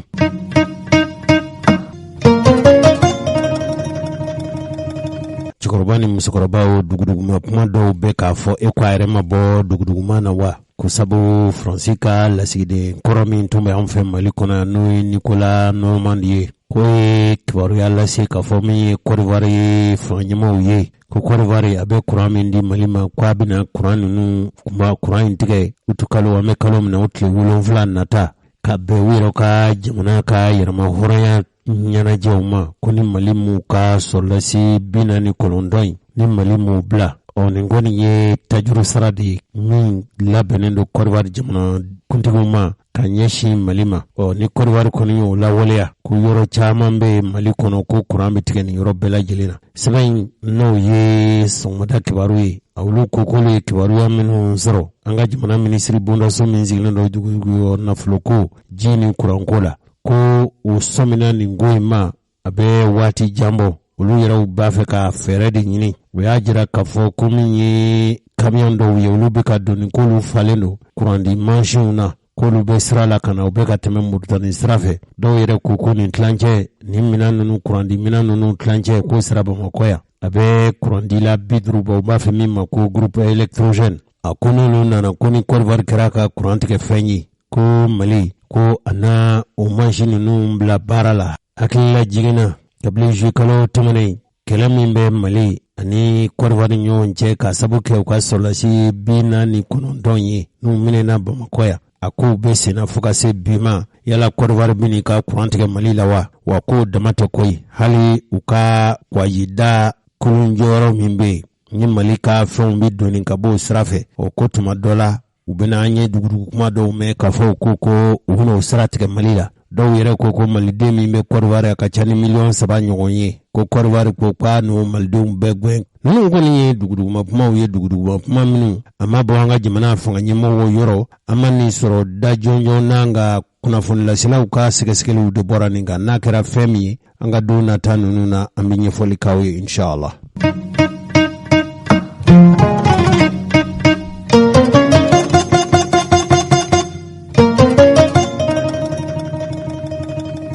Balimaw kɛrɛnkɛrɛnnenya na an ka cɛkɔrɔba ni musokɔrɔbaw sɛbɛn min b'an bolo kɔrɔ n'an ko a ma ko sɔgɔmada kibaru ale y'a jira k'a fɔ a dɔgɔyalen ye mɔgɔ 11 ye ninnu bɛɛ lajɛlen fagara Menaka dugu min bɛ yen n'u k'a ma ko Tevola ko u kɛra mɔgɔ marifatigi dɔw fɛ minnu ko u bɛna diinɛ mara karaba an fa dugukolo kan ko a kɛra sibiri tɛmɛnen o su fɛ kabila min be no ye Burudame Tuareg kabila ye n'u k'a ma ko Indaka Zahak olu de ye dantigɛli kɛ jamanaden 11 ko ninnu dara k'u fa mɔgɔ marifatigi dɔw fɛ k'u tun bɛ motow bala juillet kalo tile 29 tɛmɛnen k'u ko olu ka kɛlɛbolo ye minnu k'u bɛ diinɛ mara karaba farafina tilebiyan fan fɛ nin bingankɛla ninnu u ye dɔw ka mobili minɛ ka sɔrɔ ka tasuma dɔw bolofɛnw na hali dɔw ka bagan o yɔrɔ kofɔlen na k'u ye bagan ninnu fana n'u ma min fa u taara n'o ye a bɛ minɛka fɛ an ka jamana kabila Tuareg kabila min bɛ n'a kunu ko a ma ko Idaka Sahak u ko b'a ɲini fanga ɲɛmɔgɔw fɛ kɛrɛnkɛrɛnnenya minnu bɛ n'u y'u bolonɔbila kɛ cɛfɔ ani kanbɛn bɛnkɛwale sɛbɛnna ni o bolonɔbila o sigi ka fɔ kɛra Algérie ani Mali tangabaw adamadenya yɛrɛ hakɛ matarafabaw u ka dabali ni fɛɛrɛ tigɛ min b'a to nin jigilatigɛ fagali minnu n'u bi kɛ u maaw bɛ se ka minɛ cogo min na hakilila jiginna min ye minaka ye an bɛ don min i n'a fɔ ko bi ka bɔ kabili marisi kalo tɛmɛnen a yɛrɛ ka fɔ bingani wale dɔw bɛ ta ka kɛ mɔgɔ dɔw fɛ olu de ko ten ko olu nakun ye a silamɛya jamana bɛ se ka karaba farafina tilebiyanfan bolo in fɛ cogo min. An balimaw kɛrɛnkɛrɛnnenya na an ka cɛkɔrɔba ni musokɔrɔbaw k'olu latigɛ cakɛbondaso bɛ anw fɛ Mali kɔnɔ yan n'a nanzarakan ye Centre d'études de réflexion au Mali CRM olu ni magwɛn labɛnni dɛmɛɲɔgɔnna lawaleyali magwɛnso dɔ bɛ yen n'a bɛ fɔ o ma ko Fondation Frédéric Tebet sibiri tɛmɛnen olu tun ye hakili jagabɔ kɛnɛ sigi yala politikitɔnw bɛna ka sini bɛna kɛ cogo di sabu minnu y'a to politikitɔnw mafiyalen don a lajɔ in fɛ a ɲinina k'a fɔ a dɔ ye jumɛn ye politikitɔn ninnu u kan ka magwɛn ni nafoloko ye u yɛrɛw hali Mali yɛrɛ dantigɛli ni sigikan sariya sun o sariya sun o lakurayali ko min bɛ sen na mɔgɔ minnu tun b'a kɛnɛ kan u tun ka ca kosɛbɛ da sera fɛn minnu ma politikitɔnw lafiyali Mali kɔnɔ an t'a bamanankan fɔ wa hali na a kuma bɛna gɛlɛya dɔɔni politikitɔnw bi ka fagaw bi ka dɛsɛ yɛlɛma min n'o kan ka kɛ Mali kɔnɔ nka n'a tɛ taa ni jamanadenw kɛrɛnkɛrɛnɲana min ye bereberetɔnw ye olu ka jɔda ka bon a la kosɛbɛ min b'a to politikitɔn ninnu u bɛ se k'u ka kɛtaw fɛ u bɛ se k'u ka kɛtaw kɛ cogo min b'a to bɛɛ y'a bi kolokolo Mali dugukolo kan cɛfɔ ni kanbɛ malidenw ni ɲɔgɔn cɛ hali malidenw yɛrɛw ni politikitɔnw cɛ da tun sera fɛn min ma ko politikitɔnw bereberetɔnw mafiyali o dun ye kɔlɔlɔ de ka ɲɛsin bɛɛ ma yala politikitɔn ninnu bɛ se ka kɛ cogo di Mali kura kɔnɔ min nana ni politikitɔn mafiyali ye dabali ni fɛɛrɛ minnu kan ka tigɛ sɛbɛn minnu b'an bolo kɔrɔ olu ye ɲɛfɔli kɛ k'a jira k'a fɔ fo hakili jagabɔ de ka kɛ hakili jagabɔ in bɛ se k'a to cogo min na tɔn ninnu politikitɔn ninnu bɛ se ka dɔ fara u ka cɛsiri n'u ka kologɛlɛya kan a tɛ taa fɛn min kɔ o ye jamanadenw yɛrɛw ka fasoden ɲumanya faso tɛ jɔ a tɛ jɔ politikitɔnw kɔ wa politikitɔnw yɛrɛw kan ka dili de don fɛn minnu bɛ se k'a to jamana in tɛ jɔ minnu kɔ olu da ka don a la u ka nimaya fɛn o fɛn n'o bɛ se ka kɛ u ka kɛ k'a lajɛ dabali ni fɛɛrɛ minnu kan ka tigɛ yala Mali bɛ se ka yɛlɛmaw don dantigɛli ni sigikan sariya sun na ka sɔrɔ malidenw ma taa kan ɲininka wa kumaw kɔni ka ca.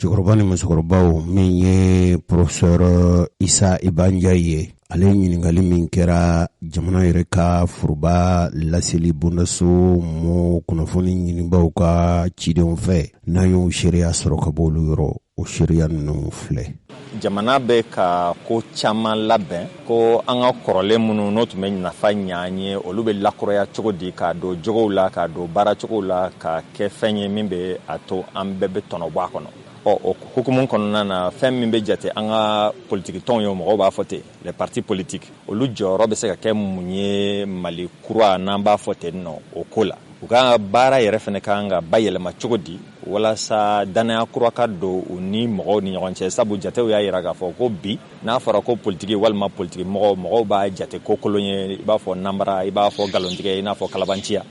miirina kura bɛ se ka don ko la cogo di an bɛna hakili jagabɔ de kan seere min ye ayiwa jɛkulu min ye olu ka baara ye ɲinini de ye ayiwa an fasodenw kɛlen don ɲɔgɔn kan u bɛ u bolo kɛ ɲɔgɔn kan ka hakili jagabɔ kɛ gɛlɛya bɛ se ka sɔrɔ jamana tagabolo fɛn o fɛn na u bɛ hakili jagabɔ k'u kan o hakili jagabɔ mana bange min na u b'o di jamana ɲɛmɔgɔw ma pour que u bɛ se ka u fara u bolo la u ka ayiwa baara kɛ n'o ye cogo min na an bɛ se ka ayiwa fɛɛrɛ sɔrɔ gɛlɛya minnu bɛ an Mali da la n'an ko ko Mali kura i tɛ se ka démocratie fɔ k'a fɔ k'i bɛ parti politique bila kɛrɛfɛla la donc gɛlɛya mana kɛ cogo o cogo sabu an bɛɛ b'a dɔn k'a fɔ k'a ta 2012 la ka na bila gɛlɛyaba de b'an ka parti politique kɔnɔna na gɛlɛya bɛ partiw yɛrɛ ka taabolo la gɛlɛya bɛ partiw ani anw yɛrɛ jamanadenw an ka faamuyaliw tɛ kelen ye donc o kɛla fɛn ye fɔ mɔgɔw yɛrɛ bɛ ɲugula partiw la donc o kɔrɔ k'a fɔ k'an kana sigi bɛ an ka hakili jagabɔ kɛ ayiwa mun de bɛ se ka kɛ fɛɛrɛ min b'a to ayiwa parti politique yɛrɛ bɛ se ka u yɛrɛ tilen cogo dɔ la. Cɛkɔrɔba ni musokɔrɔbaw njɛkɛ tilalen kuma na professeur Isa Ibanjayi ale tilalen kuma na ministre ka jamana marabolo ɲɛmɔgɔ n'o ye Choguel Kokala Mayiga o ka ciden min bɛ ale de kuma in fɔri ni fɔri cogo la nka n'i ye nin ko in bɛɛ lajɛlen lajɛ maa minnu ni olu tun b'a kɛnɛ kan dɔw ɲininkali ko an b'a fɔ bɛɛ ya démocratie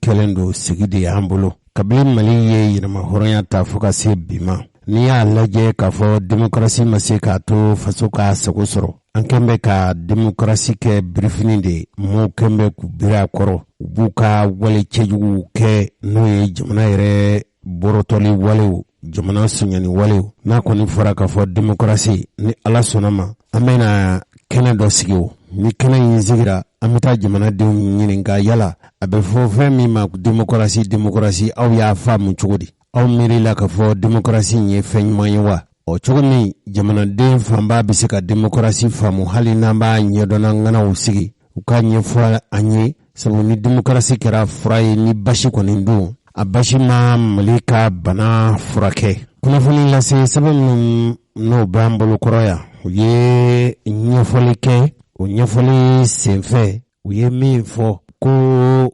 faraɲɔgɔnkan tɔnbolo fara min bɛ yen n'o k'a ma ko M5RFV o M5RFV ninnu ko u ka faraɲɔgɔnkan ka jɛ ka ɲɔgɔn minɛ ka lamali kɛ min tɔn sigira juin kalo tile 5 ko faso cɛsiriba minnu n'u ka cɛsiri kun ye fasoko ye olu ka faraɲɔgɔnkan tɔn n'o ye mouvement du 5 juin Rassemblement des forces patriotiques u ye kunnafonilasela wele alamisa tɛmɛnen kalo tɛmɛnen n'o ye juillet kalo tile 28 Modibo Keita tɔgɔla lajɛ yɔrɔ min bɛ n'u k'a ma ko Memorial Modibo Keita u ko olu bɛ Mali marabaw jigiya kɔrɔ kana ni lakanako la kɛlɛ minnu bɛ sen na dantigɛli minnu kɛra ɲɛfɔli kɛlen kɔfɛ u ko tiɲɛ yɛrɛ la Mali labɛncogo kura minnu bɛ sen na minnu ye a jujɔnbaw ye a fanga kalifalen don minnu na bi ni o kolatigɛlaw ye jamana yɛrɛ kana ani jamana lakana fɛɛrɛtigɛbaw ye don ani waati la fanga ɲɛmɔgɔ bi n'o ye o kuntigi ye colonel Asimu Koyita ye ani jamana yɛrɛ marabolo ɲɛmɔgɔ n'o ye Choguel Kokala Mayiga ye ka se colonel Maliki Jaw ma n'ale ye députéya jɔyɔrɔ bɛ minnu bolo bi o kɔlɛ ɲɛmɔgɔ y'ale ye nin kunnafoni lase kɛnɛ in kan nin tɔn in ko don latɛmɛ fanga marabaw bɛ cɛsiri minnu na i n'a fɔ Mali sɔrɔdasiw bɛ ka farinya ni kɛlɛmasaya fari da jamana in bɛ se ka bɔ bolo la cogo min ka papalikɛlaw ni marifatigiw kunbɛn a tɛ k'a fɔ ko olu ko Mali sɔrɔdasiw bɛ ka kɛlɛmasaya fari da ko o ye k'a fɔ papalikɛlaw ka walew bi jɔ wa ko ayi dɛ u ye kuma caman fɔ nka u yɛrɛw ka fɔ cogo la an bɛ don min i n'a fɔ ko bi Mali bɛ gbangwaran de la koyi olu yɛrɛ kɔni dabali bannen don k'a fɔ ko jamanaden dɔw bɛ yen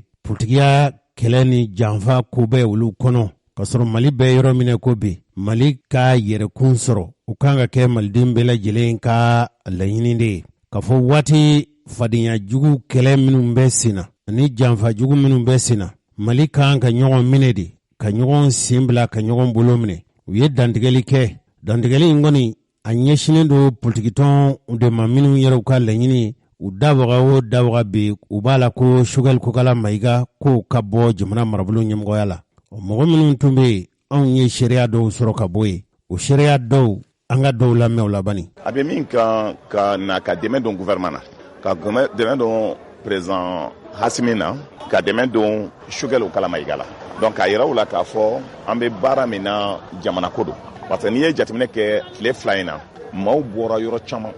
ko parce que ɲɔgɔn ye min kɛra ni Choguel y'a fɔ ko force de changement mɔgɔw ka ɲɔgɔn sɔrɔ, an ka ɲɔgɔn sɔrɔ badenya na pour que élection natɔla maaw ka fara ɲɔgɔn kan min y'a yɛlɛma ɲini pour que o kana se ka battu élection tɔw la k'o ka fara ɲɔgɔn kan. Parce que n'an ma fara ɲɔgɔn kan c'est que an bɛ battu o. Parce que se bɛ maa min ye parti politique wari bɛ maa min ko min ye baara kɛ service la dɔw sera ka nafolo suɲɛ k'a bila u kun bɛɛ b'o dɔn bi. Donc waribaw b'o bolo o ye financement sɔrɔ n'i ye parti politique ta ka donc financement parti politique min ye caman sɔrɔ la sur les 18 milliards min dira depuis a daminɛ fɔ bi parti politique 3 olu ye 12 milliards. Ça veut dire n'a fɔra ko frontière fanga kana taa a ma fɔ k'u ka partiw kana taa a fɔra ɲɛmaaw de kana taa. O tuma ne y'a dɔn ya poste jumɛn bɛ ne bolo ne wulila k'a fɔ ko bɛ poste di n y'a fɔ ko n t'o ka poste fɛ parce que n bɛ élection kɔnɔ na peuple de b'an ta mais e ye min fɔ n ka taa donc mais jɔn de ye kɛlɛ kɛ pour que n ka taa donc frontière fanga in ka sɔrɔ jamana kɔnɔdenw mais a ɲɛmaa n ka taa min jɔra bɛɛ ɲɛ ka kuma bɛɛ ɲɛ ka disi bugɔ bɛɛ ɲɛ ka risque ta bɛɛ ɲɛ jɔn de tun don o cɛla maa min y'a kɛ Choguel Kokala Mayiga n bɛ misali 2 f'i ye tuma min na chefden Yoro wulila k'a fɔ n ka taa k'a bɛna sen bɔ kɛlɛ la Choguel ye mobili ta yan k'a bɔ yan 21h ka mobili boli jusqu'à 5h du matin hali a m'a fɔ a ka chauffeur u bɛ taa yɔrɔ min ka taa fɔ sheriff ye ko n'i y'i da bɔ kɛlɛ in na ko kɛlɛ bɛ tiɲɛ an bolo a ye min fɔ ko anw de ka fara ɲɔgɔn kan anw min ye kɛlɛ kɛ n ka taa pour que fanga in kana tiɲɛ an bolo parce que munna a dalen b'a la n'an ma fara ɲɔgɔn kan an ye maa min gɛn ka bɔ fanga la n'olu ni Faransi tɛgɛ bɛ ɲɔgɔn bolo o de ye maa min ye Adama b'a la o de ye mɔgɔ min ye RPM b'a la mais n'an b'a ɲɛf'i ye olu b'a la n ka taa donc parti min ko bɛ bi UDD mɔgɔw b'a la a fɔra mandat international bɛ maa min kan a mɔgɔ caman b'a kɔnɔ olu mɔgɔw de bɛ déclaration kɛra bɛ n ka taa e bɛ min fɔ la ko Adama bɛ CNT kɔnɔ mais Adama bɛ to la CNT kɔnɔ ka premier ministre nɛni o jada ye jumɛn ye n k'o ma kɛlɛ kɛ anw fɛ min b'anw contre la n y'o de f'i ye o da wɛrɛ t'u tɛmɛ anw kan ne de tun bɛ kɛlɛ ɲɛfɛ n ka taa e ma ne ɲininka sisan M5 ko la wa anw de tun bɛ kɛlɛ ɲɛfɛ Adama ma deli ka na kɛlɛ la anw mara RPM ma deli ka na kɛlɛ la an bara au contraire n ka taa ils étaient contre nous ani UDD hali e ka du kɔnɔ n ka taa donc bɛɛ tɛgɛ dilen a ka di ye bɛɛ tɛgɛ ka di ɲɔgɔn ma bɛɛ tɛgɛ dilen don ɲɔgɔn ma hali woloden 2 ni ɲɔgɔn cɛ kelen man di ye ka tɛmɛ kelen kan wa i b'a dogo de mais furancɛ fanga ye min ye n ka taa a bɛ kɛ de maa min hakilinaw ye kelen ye olu de bɛ fara ɲɔgɔn kan ka fanga ɲini mais bi na anw y'a to ninnu ye fanga ta c'est comme ni a tɔra Faransi taara Faransi nana an bɛ fɛ k'o labɛnw de faga o kama de ne ye n ka parti créé baara kɛra o de sababuya la n ka taa donc n'i ye jateminɛ kɛ anw taara premier ministre a rencontre ne de tun bɛ ɲɛmaaya la n ka taa ka premier ministre rencontre ne ka parti n'o ye USR ye a kuma fɔra ne de ka kɛnɛ kan ne t'a dɔn n ka to digikun ye parce que n ka taa Choguel ye nin kuma fɔ n ka taa a bɛ siɲɛ 3 siɲɛ 4 bɔ ko les partis du changement la ko ka fara ɲɔgɔn kan ka hakili k'o tɛgɛ di ɲɔgɔn ma pour que élection na o ka gagner n'aw tɛ parti de changement o y'aw kungo ye kɛ an ka sira b'o la ala kana k'o kɛ parti de changement parce que aw ye negetɔw de c'est que les intéresse aujourd'hui an ka don gouvernement na an ka don CNT la n ka to cɛkɔrɔba ninnu b'o baara de la depuis ala mais n y'o de fɔ ni dɔw tun taara kaso la min ye tiɲɛni kɛ n'olu tun taara kaso la an bɛ kuma min na an ka taa kɛlɛ in ka taa hakilinako de ye depuis 91 an b'a la mais min don an de ko an tɛ dɔw ka namara la n y'o de fɔ bi n ko ni ala bɛ fanga da anw ma nkalon de kan ala e filɛ sanfɛ se bɛ e de ye kana d'anw ma hali n'o ma kɛ parti kelen ye an bɛɛ ka kɛ hakilina kelen an ka ɲɔgɔn sɔrɔ n ka taa les regroupements des partis politiques des associations des mouvements bɛɛ bɛ fara ɲɔgɔn kan nin wele de bilalen ba aw bɛɛ ye pour que maa min y'anw lase yan k'an ka danbe ban k'an ka hɔrɔnya ban k'an ka halalaya ban o mɔgɔ o negetɔw n ka taa donc a kana to o kana mais o tuma an bɛ fanga gérer ka sɔrɔ n'an m'a ta cogo di ka dɛsɛ cogo di depuis ala y'olu dan maabɔrɔw ka soma ala min delila ka taa se a tɔgɔ ye Nations Unies na Choguel ye min fɔ ka soma delila k'o fɔ wa Choguel bɛ baara min kɛ n ka taa i bɛ se k'a fɔ ko Choguel ko man di ye Choguel ye baara min kɛ n ka taa a y'o ɲɔgɔn suyɛnni kɛ olu ye min kɛ des bandes de voleurs n ka taa donc min bɛ suyɛnni kɛ dɔw kan ka taa kaso la olu ka taa u bɛ se ka ɲɛ kɔrɔta ka jamanadenw lajɛ wa amanu nin tun ye nuhun togo de nka cɛ dɔ bɛ yen cɛ in ale fɛla kumaw bɛ lamɛn kosɛbɛ M5 RFP ɲɛmɔgɔ dɔ don awɔ M5 RFP ɲɛmɔgɔ dɔ don ale yɛrɛ tɔgɔ ye Abdel Kader Mayiga ani dɔ ye barosigi kɛ n'o yɛrɛ ne yɛrɛ dɔgɔnin ye n'o ye Kasim Traoré ye baro in nafa kosɔn an b'a fɛ cɛkɔrɔba ni musokɔrɔbaw aw ka baro in lamɛn nka baro in kɛkun tɛ anw ye k'a fɔ ko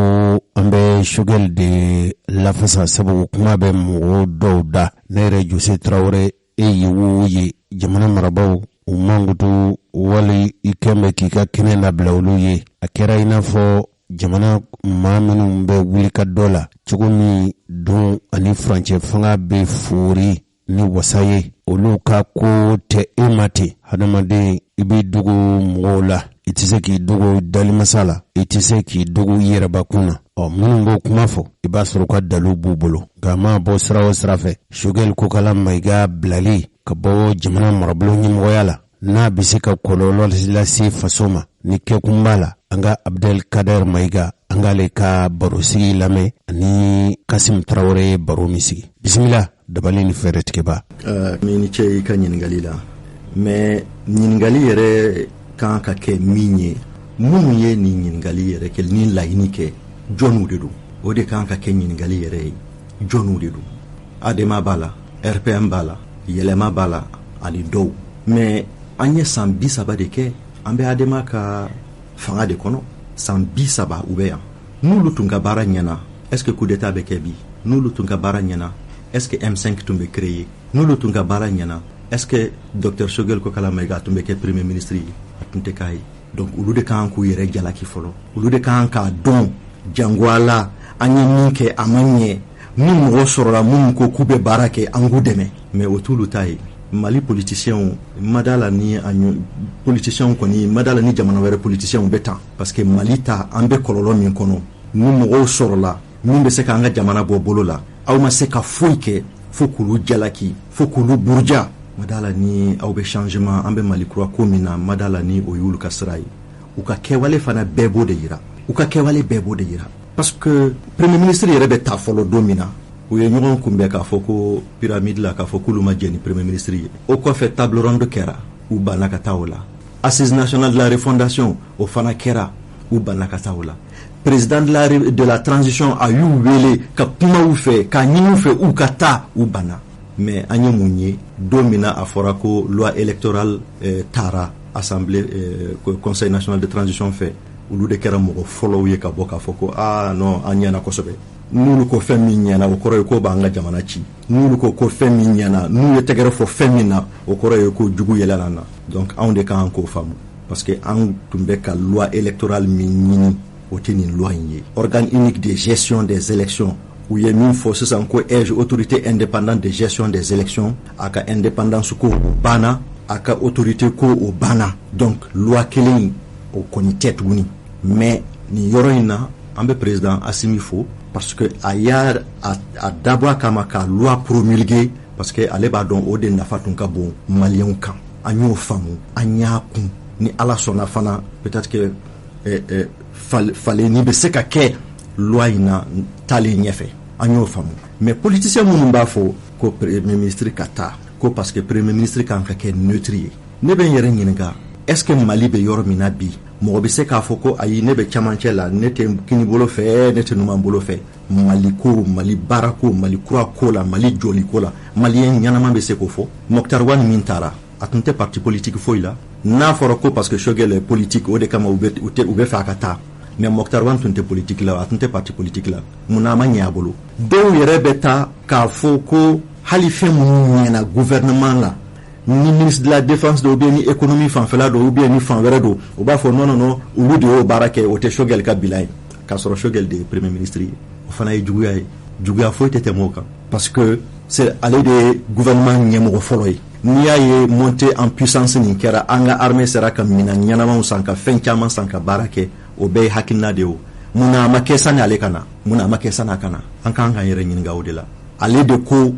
fo ka dɔ de bɔ gouvernement ka musakaw la ka économie kɛ an ka se ka fɛɛrɛ kɛ ka minɛnw san donc a kan ka fɔ o la mais ni politicien ni parti ninnu olu tɛ fɛ ka nin ye u tɛ fɛ ka nin mɛn u tɛ fɛ k'a faamu parce que olu ta ye u kɔnɔbara de ye olu ka kɛlɛ bɛɛ ye jɔyɔrɔko de ye parce que ni gouvernement tɛ ni pouvoir tɛ u yɛrɛ ka partiw tɛ fɛn se ka foyi ɲɛnabɔ u yɛrɛ tɛ se ka foyi ɲɛnabɔ u yɛrɛ ye. I bɛ fɛ k'a fɔ u bɛ balo fanga de la. Exactement Kasim, olu bɛ balo fanga de la u ka parti yɛrɛ bɛ balo fanga de la o de kama nin waati minnu tɛmɛna u ye kɛlɛ suguya bɛɛ de kɛ ko musaka minnu tun kan ka di parti politique ma ko fo k'o sara jagoya an bɛ se ka an to embargo kɔnɔ k'an to nin gɛlɛyaba in kɔnɔ ka taa an ka wari cɛ ka taa fili i ye wari min ta miliyari de bɛ di RPM ma u ka hakɛ tɛ ya Kader u ka hakɛ min don bi jɔyɔrɔ foyi t'a la jamana jɔliko la jɔyɔrɔ foyi t'a la parce que élection wo politique wo parti wo a bɛɛ kan ka na lakana de kɔfɛ ni lakana bɔra yen k'a ɲini services sociaux de base kalanw sow gouvernement ka lasigidenw dɔgɔtɔrɔsow ani ɲɔgɔn caman olu ka segin ani jugew yɛrɛ olu ka se ka sigi u ka circonscription na u ka baara kɛ ka ɲɛ o bɛɛ de kɔfɛ mɔgɔ bɛ sɔrɔ ka n'i jɔ k'i bɛ politique ko ni élection ko kumaw fɔ donc minnu ye nin laɲini kɛ u b'a yira an na fana k'a fɔ ko fɛn dɔ bɛ yen u m'o faamu u m'a faamu ka da mun kan olu hakili la bi n'olu ko Shogel ka bɔ yen o de da ka d'u la mais ne bɛ nin fɔ diɲɛ maaw ɲɛna bi na ni Shogel bɔra yen n'a y'a présenté élection présidentielle la ni ala sɔnna premier tour la a bɛ passer u dun tɛ min dɔn colonel Assimi Goïta, il est 10 000 fois plus gentil avec eux aujourd'hui que si le docteur Shogel devient président. Ou ko famu. Ou ba djouya kata se yoro dola, mais a kololo ou yoro betla ka biya kono. Nous mo famu ou ko famu. Et puis aute se ka wili ka foko premier ministre kataga ko parce que aw be fe ka chance soro kata élection na. Au koro ni fangate aw bolo dron et aw se kata élection na. An bɛ fɛ k'o de kɛlɛ. Mais est-ce que Dieu t'ouvre bolo parce que premier ministre de l'élection ko bɛ kunna o. Ale de kan ka élection labɛn et puis ale bɛ fanga la ale ka tila ka fɔ a ka mɔgɔw ɲɛna k'u k'u labɛn. Est-ce que premier ministre ma fan dɔ ta ka tɛmɛ fan dɔ ka politique ko la.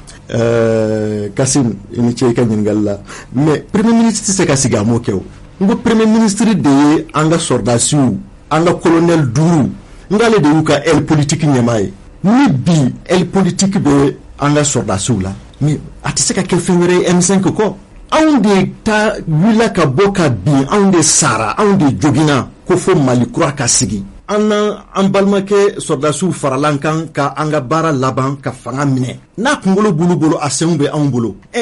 ko an bɛ taa mɔgɔ wɛrɛ wele ka na ko ka na bɔsɔ wa non anw de b'an ka baara kɛ fo k'a laban fo ka Mali kura in sigi jagoya parce que nin yɔrɔ in na tu vois politiciens b'a fɔ ni élection nana non premier ministre ka taa mais n'a fɔra ko gouvernement ye baara ɲuman kɛ non u b'a fɔ non o tɛ premier ministre ka baara ye mɔgɔ wɛrɛ de ye baara ɲuman in kɛ o tɛ se ka faamu o cɛ kelen min y'a to montée en puissance kɛra min y'a to bi an hakili sigilen don min y'a to embargo in kɔnɔ mɔgɔw sera ka sara maliyɛnw caman sera ka kɛ min y'a to u ma degun santi kosɛbɛ o cɛ kelen u bɛ fɛ o de ka taa o cɛ kelen bi na il faut que u k'a dɔn k'a fɔ ko a y'a jɔyɔrɔ fin a ye min kɛ premier ministre caman bɛ yen i b'u fara ɲɔgɔn kan u ye baara min kɛ ale ye min kɛ san kelen kɔnɔ a b'u bɛɛ ɲɛ k'a dan lakana dɔrɔn ma san 30 an bɛ lakana ko in kɔnɔ san 30 an tɛ. nka hali san dɔw bolo an ma lakana sabula binkaliw bɛ sen na hali bi. foyi tɛ se ka binkani ninnu ban yɔrɔnin kelen Amérique yɛrɛ bi binkani b'a kɔnɔ américain yɛrɛ y'u denw bɛ marifa ta ka taa école kɔnɔ ka mɔgɔw faga américain den yɛrɛ hali ni terroriste tɛ donc an b'a ɲini ala de fɛ a ka mɔgɔw sɔn sabali a ka nin fiɲɛ jugu in bɔ diɲɛ yɛrɛ kɔnɔ sinon min kɛra Kati ni waati wɛrɛ tun don sisan tun b'a sɔrɔ Kati ko banna donc nin parti politique ninnu u ka laɲini sisan t'a kɛ tuma ye sisan t'a fɔ tuma ye u yɛrɛ kan ka u yɛrɛ ɲininka est-ce que olu ye maliden ɲumanw ye est-ce que olu bɛ ka baara min kɛ a bɛ Mali jɔ de wa a bɛ Mali ci parce que an y'a ye hali français ka élection tun bɛ ka kɛ tuma min na an kɛlen ka u ka ambassadeur gɛn u bɛɛ farala ɲɔgɔn kan k'a fɔ ko non ko Mali ye min kɛ k'u tɛ jɛn n'a ye a tɛ bɛn u ma an ka politiciens kan k'o de kɛ mais u tɛ se parce que olu bolo tant que olu ma fanga yigi Shogel ka bɔ yen olu ka se ka don gouvernement na ou bien Assimi yɛrɛ ka siran a k'ulu wele parce que ko in laban bɛɛ ye Assimi de ye u bɛ Assimi de kɔ u b'a dɔn u tɛ se ka s'a ma tant que Shogel bɛ yan parce que l'aile politique dure du M5 an bɛ yan foyi ma bɔ a la donc o de kama ni Shogel ko ale bɛ mɔgɔw wele u ka fara ɲɔgɔn kan les forces du changement mais a ma kuma jugu fɔ n'a m'o fɔ a bɛ mun fɔ c'est un politicien il a été appelé aussi parce qu'il est politicien il a été appelé parce que ale de bɛ M5 ɲɛma a welela o de kama a ka n'a ka jɔyɔrɔ fin politique kunda parce que président ale ye stratégie de ye ale ye force spéciale de ye donc olu bɛ min dɔn o ye kɛlɛ n'a a kunbɛ cogo ye mais o ye militaire kunda mais an ka force spéciale o ye docteur Shogel Kokala Mayiga ye ale fana b'a dɔn politiquement min ka kan ka kɛ min man kan ka kɛ ninnu bɛ k'a kɛlɛ bi parce que u bɛ fɛ u ka fɛn dɔ sɔrɔ u bɛ min bila u kun sinon k'a fɔ ko élection ko o dɔrɔn tɛ ni y'u bɛɛ lajɛ a ka dɔgɔ u la maa min ye baara kɛ a yɛrɛ halala la ka kɛ fɛn ye Mali kɔnɔ an y'u bɛɛ ye nin yɔrɔ in na n bɛ fɛn dɔ fɔ maliyɛnw ɲɛna parce que a bɛ se ka kɛ adamaden si tuma dɔ la a man ca n'a ma fɔ bi a kana fɔ ko a y'a fɔ parce que a b'a dɔn dɔ in tɛ yen donc a ye nkalon tigɛ ne ma kɛlɛ daminɛ Mali ko la bi n m'a daminɛ 100 ans n y'a daminɛ a mɛnna mɔgɔw tɛ dɔ dɔn. An balimaw cɛkɔrɔba ni musokɔrɔbaw fɛn caman bɛ dun aw fɛ kɛrɛnkɛrɛnnen ɲɛna dugubaw kɔnɔ a tɛ taa fɛn min kɔ Kayikaw ko nburu Bamakɔkaw ko buru bɛ gosi gurugosi yɔrɔ dɔw minnu na olu tun y'a jira k'a fɔ k'u tun bɛna tile fila baara bila kɛ a tun kan ka daminɛ kunungo ntɛnɛn nka kumaɲɔgɔnyaw tun bɛ ni jamana marabaw ni ɲɔgɔn cɛ sabu a tun fɔra k'a fɔ alikamamugu n'o ye faranimugu ye a bɔrɔ tun bɛ feere 5000 dɔw ko ko 5300 dɔw yɛrɛ ko 5600 o ye fɛn ye fɛn min ma bɛn olu ma fara ni sɔngɔ damatɛmɛ yɛlɛ minnu bɛ kɛ minnu bɛ yen n'olu ye burugosilaw ye olu ka surunnadontɔn ɲɛmɔgɔw tun y'a jira k'a fɔ burugosila bɛ olu la nburu sɔngɔ wala buru sɔngɔ a yɛlɛkun tɛ foyi ye sabu olu bɛ baara minnu kɛ. parce que baara jago kun ye nafa de ni nafa tɛ sɔrɔ baara la donc an tɛ se ka baara kɛ mɔgɔ k'a faamu fana buru 50 dɔrɔmɛ 4 o bɛɛ t'anw ta ye dɛ anw bila yɛrɛtigiw ta ye 40 dɔrɔmɛ 3 de ye buru 50 dɔrɔmɛ 4 na komi sɔgɔmajɛ na ala barika la kumaɲɔgɔn tɛmɛna an n'u ka mɔgɔw cɛ bon u ye lɛriw dɔ de d'a ma o la k'a fɔ ko n'ala sɔnna sini an ka sabali ko in ka jɔ min b'a to baara bɛ se ka an ka kumaɲɔgɔn bɛ kɛ sini an bɛ satisfaction sɔrɔ